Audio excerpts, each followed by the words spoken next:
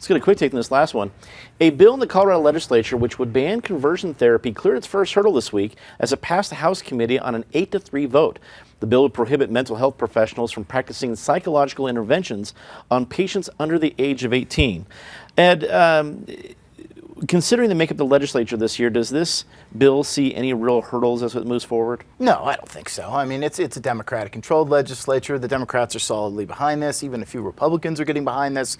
I think this soars through. I don't even, frankly, know how much of a difference this makes. I never saw a lot of mental health professionals practicing conversion therapy in the first place. I think people who want their kids to go through that kind of therapy aren't sending them to licensed mental health professionals.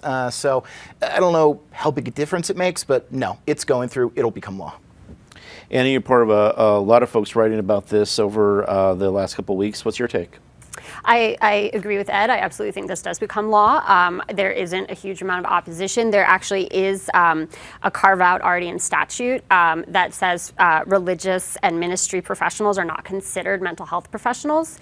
And I do think, agree to Ed's point, that a lot of people who are seeking this kind of treatment for their children may choose that route, which isn't covered by the bill anyway. Patty, what do you think? I mean, it seems that if there's a year this is just going to sail through, this is the year, but I also don't know if there's a lot of problems this particular law would solve. Well, when it went through in Denver, Denver City Council, no one found any example of a licensed professional doing conversion therapy, and I don't think you will find many in Colorado at large. I do think this is the kind of thing that goes underground or goes on reality TV or into a Hollywood movie.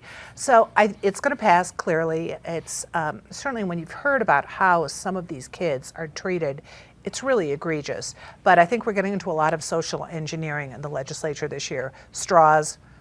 I mentioned kitty declawing, but I don't think that's come up yet. Conversion therapy is definitely of the greater evil. David, out of all the great people we have in this program, you by far do the most research, as evidenced by the half ream of paper we have there.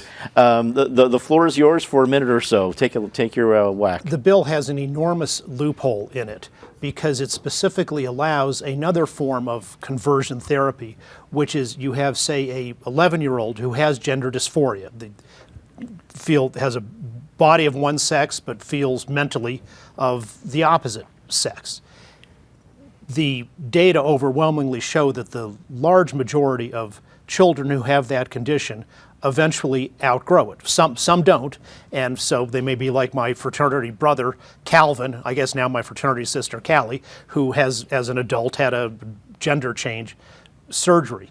But for children, many of whom do grow out of it, this bill allows the increasingly common practice of giving them puberty blockers, irrevocably changing their bodies so they will never experience normal adolescence.